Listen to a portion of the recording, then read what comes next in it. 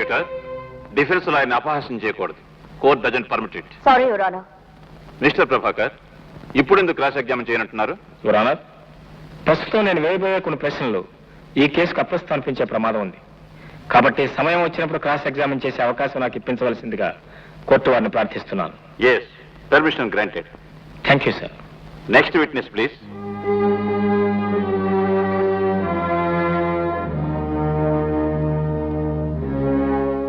చూడండి, హత్య చేయకముందు మీరు ఈ అమ్మాయిని చూసారా? లేదు. పోనీ హత్య చేయడం చూసారా? కళ్ళారా చూశాను. నా కళ్ళ ముందే అఘోరం జరిగింది. ఈ అమ్మాయికి మీ వారి పట్ల ద్వేషం ఉండడానికి మీకు తెలిసిన కారణం ఏమైనా ఉందా? ఆమెకే కాదు, ఈ ప్రపంచంలో ఎవ్వరికీ ఆయన మీద ద్వేషం లేదు. ఆయన ఎవ్వరికీ ఏ అపకారం చేయలేదు. That's all your honour. Mister Prabhakar, any cross examination? Yes your honour.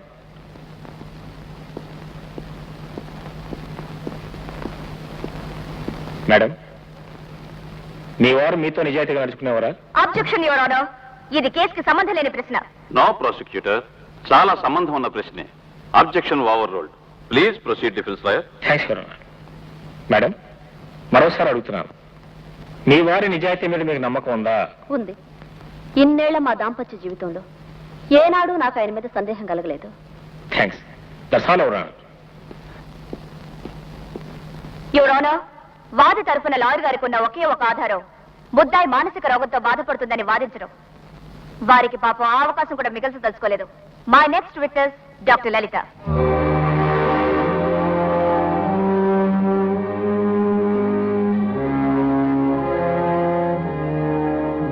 Doctor Lalitha, ఆ అమ్మాయిని మీరు పరీక్షించారా?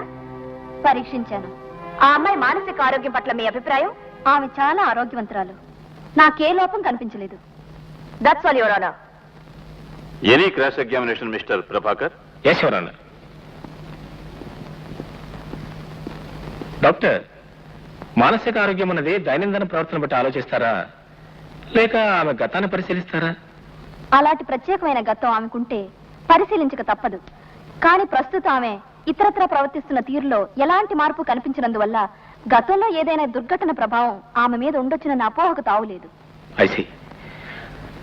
డాక్టర్, ఇతరత్రా అన్ని రకాల సవ్యంగా ఉంటూనే ఏదైనా ప్రత్యేకమైన సంఘటన చూసినప్పుడు గానీ, విన్నప్పుడు గానీ, గుర్తుకొచ్చినప్పుడు గానీ మానసిక ఆందోళన ఏదైనా ప్రమాదం వచ్చే అవకాశం ఉందా?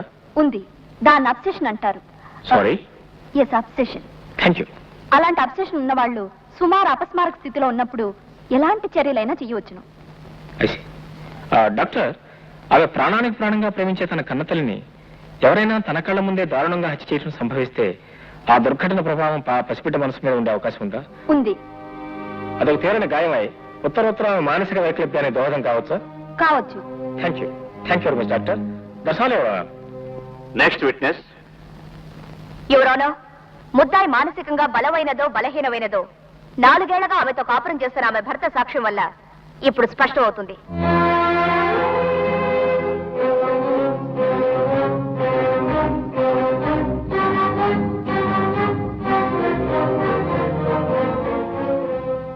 మిస్టర్ ప్రభు, మీ భార్య మీతో అనుకూలంగా ఉండేదా?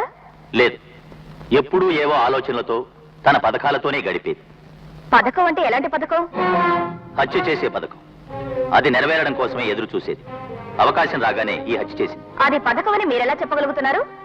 15 సంవత్సరాలుగా తాను ఎదురు చూసిన సమయం ఇప్పుడొచ్చింది.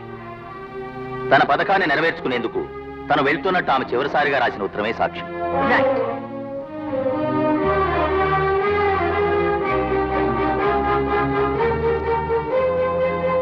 ఇదేనా ఆ ఉత్తరం? అవును, ఇదే. ఈ రివాల్వర్ మీదేనా? అవును. Thank you.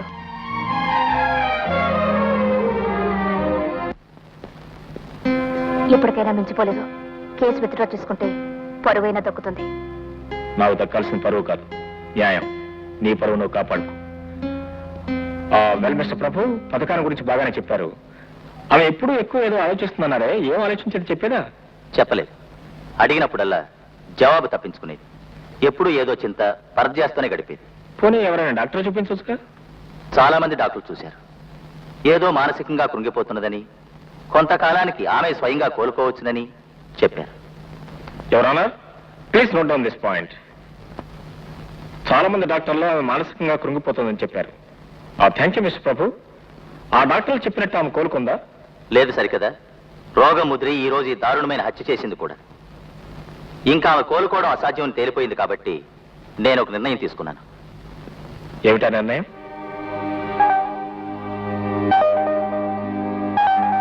ఆమె నుండి విడాకులు తీసుకోదలిచాను. ప్రభు,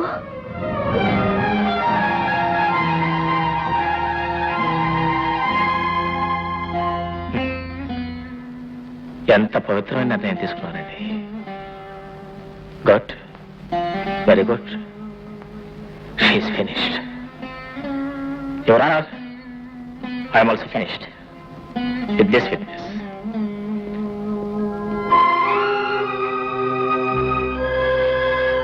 the court is adjourned for the day.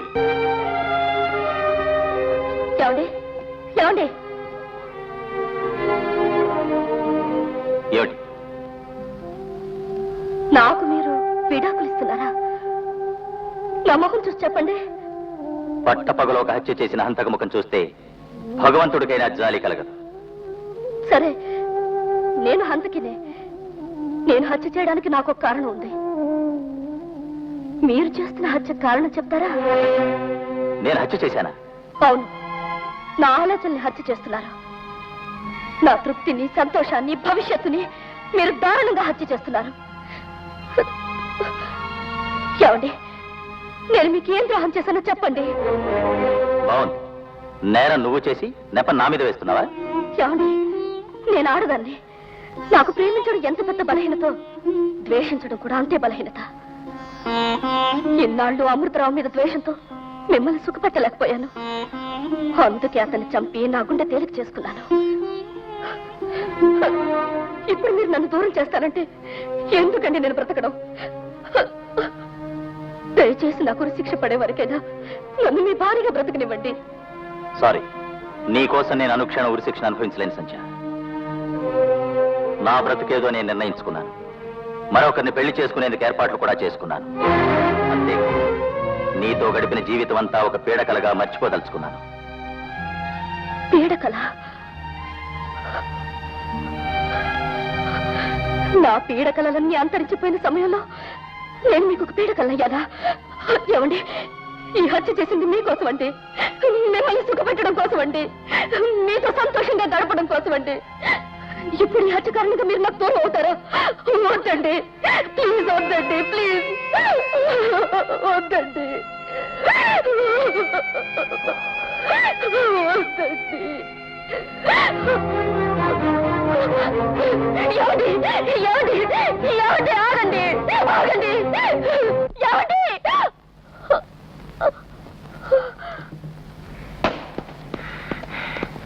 సంధ్య, సంధ్య,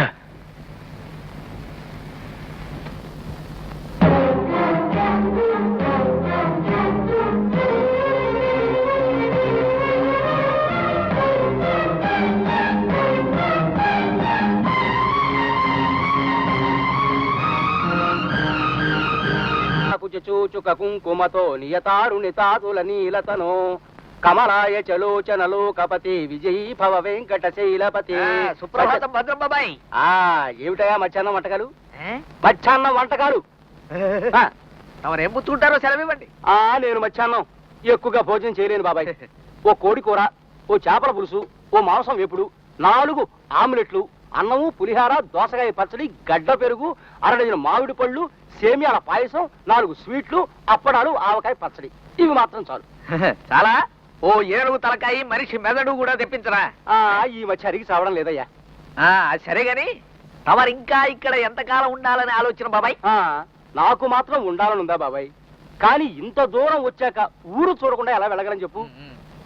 ఈ పట్నం చూస్తేనా రోజు రోజుకి పెరిగిపోతుంది. అది పెరగడం ఆగిపోగానే రైలెక్కేస్తాను బాబాయ్. అన్నట్టు మర్చిపోయినా, అశోకానగర్ లో అమ్మవారి గుడికి కొత్త గోపురం కట్టించారట. చిన్న మొక్కుంది, ఆ మొక్కు తీర్చుకుని మధ్యాహ్నం భోజనం వేళకు వచ్చేస్తాను. అన్ని సిద్ధం చేయి. అలాగే. ఏమిటయ్యా? ఏం లేదు.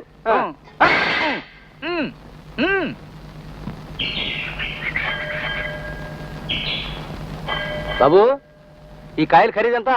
ఏ కాయ కావాలండి? పెద్దదా చిన్నదా? ఒక మోస్తరుదా? ఒక మోస్తరు దానికన్నా పెద్దదా? పెద్దదానికన్నా చిన్నదా? ఒక మోస్తరు దానికన్నా చిన్నదా? చిన్నదానికన్నా పెద్దదా? ఏ కాయ కావాలండి? ఒక మోస్తరు కన్నా చిన్నది, చిన్నదానికన్నా. ఎదలో సిరుములేదో గుచ్చేసి పోతే అది ప్రేమే, మాదిలో చిన్ని మౌనాలే మాటలతో యుద్ధం చేస్తే ప్రేమే.